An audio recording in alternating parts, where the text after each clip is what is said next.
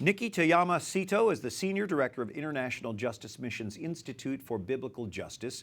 That's a global group that fights human trafficking. How do these children get on boats to cross the Mediterranean? Yeah, we have noticed across, as we've worked with various communities, that poverty of all types really increases a person's vulnerability to the promises that a trafficker might make, whether it's economic poverty, political poverty, spiritual poverty, or social poverty. All of those things make it more likely that a child or a family might take an extraordinary risk in order and follow these promises of these traffickers. Human trafficking is a very gentle way to describe slavery, basically, selling of people. Where are we seeing an increase in this in the world? Yeah, I think one of the things that's been extraordinary is to see what is happening in South Asia. Today we have more people in slavery than we have at any other time in history, and it's just extraordinary. One of the things that we found is that as people and as communities have law or criminal enforcement justice systems that are breaking down, we see an increase in the likelihood of trafficking. And that makes sense.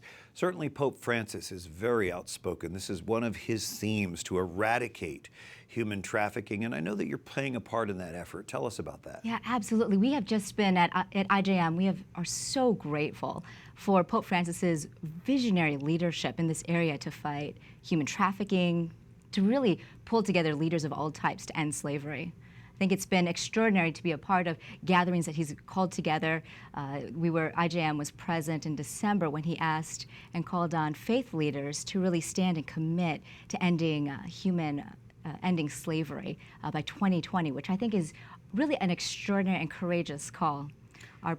You've been working on this for a long time, and to see a world leader as Pope Francis has truly emerged to take such a strong stand on this issue must be very encouraging to the work that you're doing, that I'm sure can be very discouraging at times. Absolutely, yeah. The work that we're doing, fighting these complex issues, the issues are dark and the challenges are big. But I think one of the things that's been extraordinary, we learned very early on, is the power of prayer in all of that.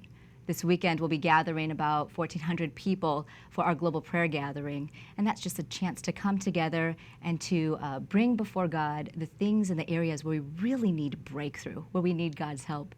And I think that's been extraordinary to see how God has really responded to those prayers. And in the midst of really difficult and dark issues, we're seeing some really hopeful things. We're seeing a new Cambodia, a Cambodia that used to be a real center for trafficking of children, for pedophiles. We're seeing a significant decrease in the availability of minors for commercial sexual exploitation in just 10 years. So I think there's a way that really fuels our prayers and our hope in this area. Yeah. And that's how God works. When things get dark and we turn to Him, we find hope. Thank you for the good work that you're doing, and be assured of our prayers. Thank you so much. Nikki Toyama-Szeto, thanks for joining us. Thank you.